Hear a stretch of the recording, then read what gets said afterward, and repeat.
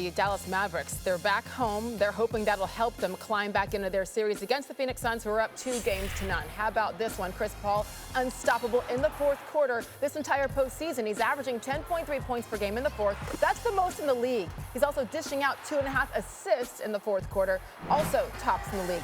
Overall, Phoenix has shot 50% or better in all 8 of their games this postseason. It's the second longest within a single postseason. Only the Lakers have a longer streak. That was way back in 1984.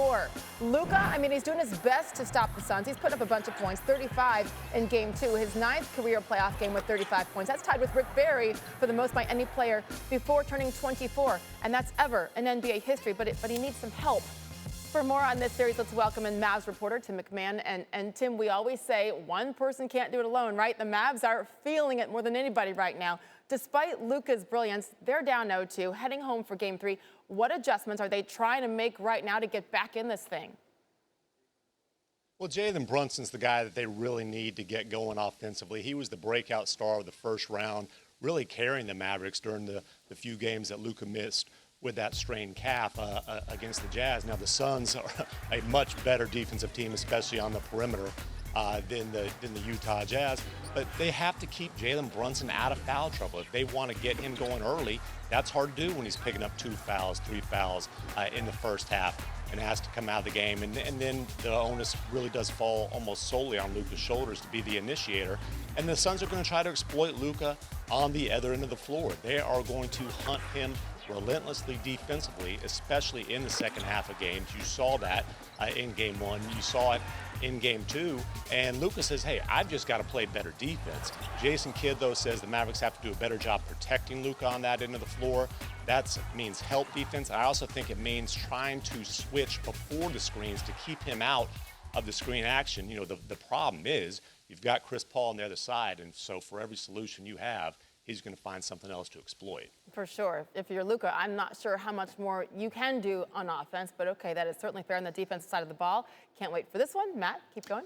Yeah, the Mavericks defense, look, you don't need to be a basketball expert to figure out it's been awful in this series. They held the Jazz to fewer than 100 points a game in the first round. Suns have averaged 125 points and are shooting 57% from the field, including 45% from 3. You can say all you want about Luka needing help. The defense just needs to be better, Monica McNutt. Those numbers won't get it done against the Suns, and neither will the Mavs' offensive production. Aside from Luka, Dallas' starters have combined for just 70 points. Doncic has put up 80 alone. So what are you seeing from this offense that needs to change to avoid a 3-0 hole tonight?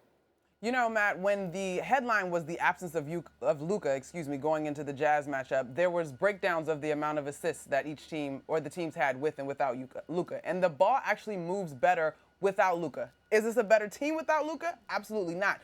But the way that the ball moves allows a Jalen Brunson, a Spencer Dinwiddie to get into rhythm. As much as Jalen Brunson was the breakout star for some of his scoring outbursts, to me, he really is a guy that can begin to score and look to score after he gets his teammates going. And so perhaps if you put him on the ball a little bit more as the series goes forward and maybe take Luka off the ball so that the rest of the Mavs supporting cast can help to find some offensive rhythm, they can begin to put together some points in order to support Luka. But you mentioned it flat out, the defense. The Phoenix Suns are a squad that were top 5 in offensive and defensive efficiency. You just can't allow them to shoot 57% from the floor and expect to win. They look every bit of the part of the 1 seed of the Western Conference. They cannot let the birthday boy CP3 get it going tonight.